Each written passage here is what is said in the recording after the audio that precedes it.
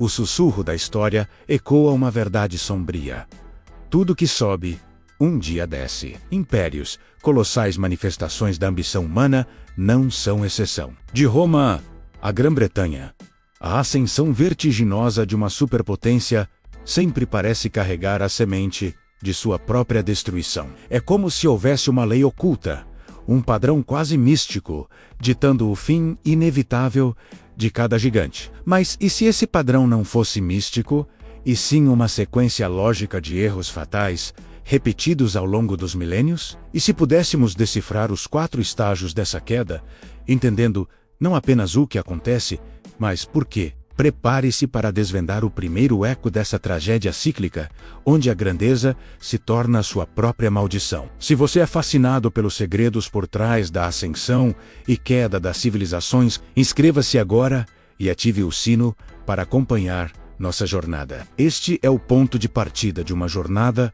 que revelará a engenharia reversa da ruína imperial. O primeiro estágio, e talvez o mais insidioso, é o excesso de alcance imperial. Ele não se manifesta com invasões bárbaras ou colapsos econômicos repentinos. Em vez disso, aninha-se na própria essência do sucesso. Um império, impulsionado pela vitória e prosperidade, começa a expandir suas fronteiras de forma descontrolada, movido por uma crença inabalável em sua própria superioridade e invencibilidade. Essa expansão, o inicialmente vista como sinal de força e progresso, torna-se, ironicamente, o primeiro passo em direção à fragilidade. Cada nova província, cada território conquistado, adiciona complexidade e um dreno de recursos que, imperceptíveis no início, se acumulam até se tornarem insustentáveis. Nenhum exemplo ilustra melhor essa fase inicial de autodestruição do que o Império Romano. Nascido de uma pequena cidade-estado, Roma se expandiu de forma implacável, conquistando a Península Itálica, depois o Mediterrâneo e seu Arre, dominando um vasto território da Grã-Bretanha ao Egito. O ímpeto para essa expansão era multifacetado. Busca por segurança, através de fronteiras defensáveis, acesso a novos recursos e rotas comerciais, e a glória militar, que definia a identidade romana. A cada vitória, o império parecia se fortalecer, absorvendo novas culturas, tecnologias e riquezas. A República e depois o Império era uma máquina de guerra e administração sem precedentes, capaz de projetar seu poder por milhares de quilômetros, unificando povos sob uma única lei e moeda. No entanto, por trás da fachada de poder inabalável, o excesso de alcance imperial estava silenciosamente corroendo suas fundações. A manutenção de um império tão vasto exigia um exército gigantesco, espalhado por fronteiras cada vez mais longas e difíceis de defender. As legiões, antes focadas na conquista, agora estavam presas em guarnições distantes, longe do centro do poder, e cada vez mais leais a seus generais do que a Roma. A administração de províncias tão díspares, com culturas e economias próprias, tornou-se um pesadelo logístico e burocrático, drenando o tesouro imperial. A necessidade de alimentar, equipar e governar milhões em territórios remotos significava que os recursos do centro eram constantemente desviados, enfraquecendo a metrópole e gerando descontentamento nas periferias. A expansão, que um dia foi a fonte de sua força, transforma-se em sua maior vulnerabilidade. As estradas romanas, símbolos de sua engenharia e coesão, tornaram-se rotas para invasores e canais para a dispersão de doenças e ideologias. A diversidade cultural, antes um fator de enriquecimento, diluiu a identidade romana. O custo de manter essa vasta teia de controle, tanto em vidas quanto em riquezas, tornou-se proibitivo, levando a impostos exorbitantes e a uma crescente desigualdade social. Roma, ao tentar abraçar o mundo, acabou se estrangulando com seus próprios braços. Este é o primeiro estágio, uma semente quase imperceptível plantada no auge da glória, que germinará e florescerá nas subsequentes fases da queda. O palco está montado, e as cortinas mal começaram a se abrir para a tragédia que se desenrolaria. A semente da destruição, plantada pelo excesso de alcance, germina silenciosamente no solo fértil da nação, dando origem ao que chamamos de erosão interna. Não é um ataque externo, mas um veneno que corre pelas veias do império, corroendo-o de dentro para fora. Enquanto os recursos são drenados para manter fronteiras distantes e ambições globais, as necessidades domésticas são negligenciadas, e rachaduras começam a surgir na fundação. A infraestrutura se deteriora, a educação perde sua qualidade. E a promessa de um futuro melhor se torna uma memória distante para muitos, gerando um descontentamento silencioso, mais profundo,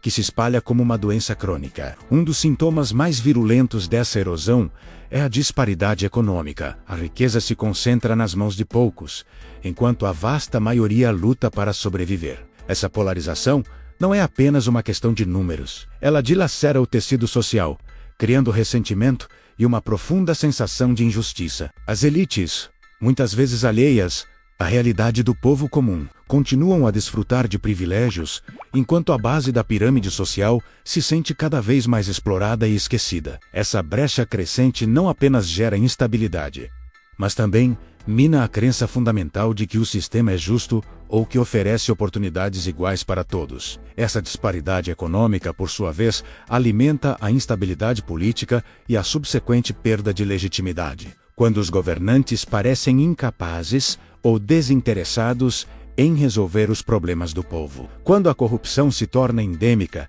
e as decisões são tomadas para beneficiar poucos em detrimento de muitos, a fé no sistema desmorona. As instituições que antes eram pilares de ordem e justiça passam a ser vistas como ferramentas de opressão ou incompetência. É nesse ponto que a voz do povo começa a questionar não apenas as políticas, mas a própria estrutura de poder. Se você está achando este mergulho na história fascinante, não se esqueça de deixar seu like e um comentário sobre qual império você acha que se encaixa nesse padrão. Nenhum exemplo ilustra melhor essa corrosão interna do que a União Soviética. Não foi uma invasão militar que a derrubou, mas sim o peso insustentável de suas próprias contradições internas. Décadas de planejamento centralizado, ineficaz, uma economia estagnada que não conseguia competir com o Ocidente, e uma elite burocrática isolada da realidade do cidadão comum, criaram um abismo. A disparidade entre a propaganda oficial e a vida cotidiana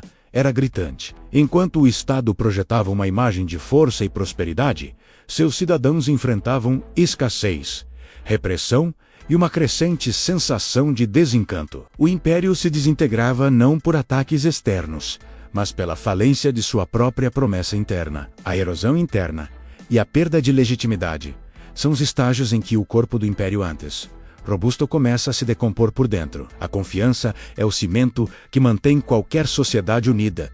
E quando essa confiança se esvai, o desmoronamento é inevitável. Os laços sociais se afrouxam, a coesão nacional se dissolve, e a capacidade de resposta a crises externas ou internas diminui drasticamente. O que resta é uma casca vazia, vulnerável ao menor sopro de vento. A questão que paira é: quando a fé no sistema desaparece completamente e a estrutura está tão fragilizada, qual será o golpe final? O que acontecerá quando essa casca rachar sob a pressão? Mesmo com a erosão interna e a perda de legitimidade corroendo suas fundações, um império pode aparentar uma força enganosa, uma casca vazia, mas ainda imponente. É nesse estado de fragilidade, contudo, que ele se torna mais vulnerável ao golpe final: o choque externo. Este não é apenas um evento aleatório, mas um catalisador brutal que expõe e acelera todas as fissuras já existentes. A capacidade de um império de absorver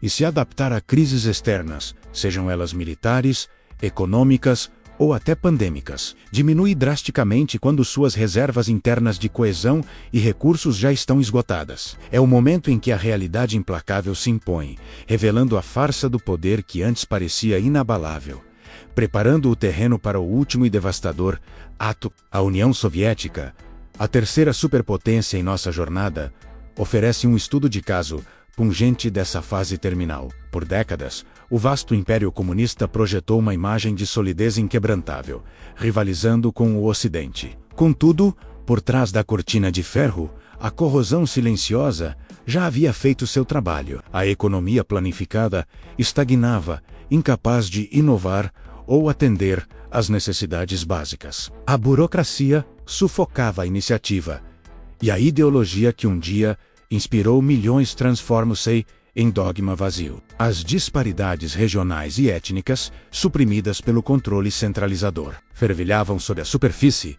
aguardando o momento certo para explodir em reivindicações de autonomia e independência. Foi nesse cenário de fragilidade interna que os choques externos se tornaram insuportáveis. A exaustiva guerra no Afeganistão drenou recursos e moral, expondo limitações militares e a incapacidade de projetar poder sustentável. A corrida armamentista com os Estados Unidos, intensificada pela Iniciativa de Defesa Estratégica, forçou a URSS a um gasto militar insustentável, desviando ainda mais recursos de uma economia já combalida. Paralelamente, a queda drástica dos preços do petróleo no mercado global, uma de suas principais fontes de receita externa, desferiu um golpe financeiro devastador. Cada um desses eventos combinados e aplicados a um sistema à beira do colapso foram fatais, acelerando a espiral descendente de forma irreversível. A resposta do Império a esses choques foi a inércia e a incapacidade de reformar-se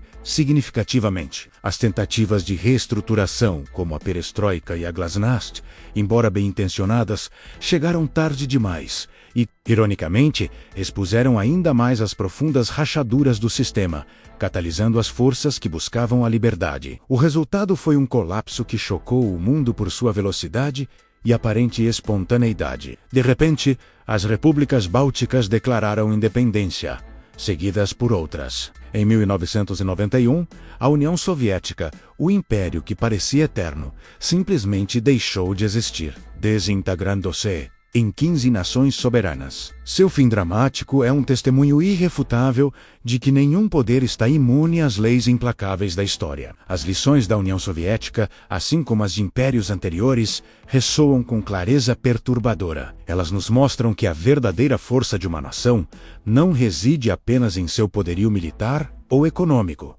mas na coesão interna, na legitimidade de suas instituições e na capacidade de adaptação. Quando esses pilares se corroem, até o menor dos choques externos pode precipitar um colapso total. Olhando para o panorama global atual, é impossível não se questionar: será que vemos ecos desses padrões em potências contemporâneas? A história não se repete exatamente, mas rima. Entender essas rimas é crucial para navegarmos o futuro.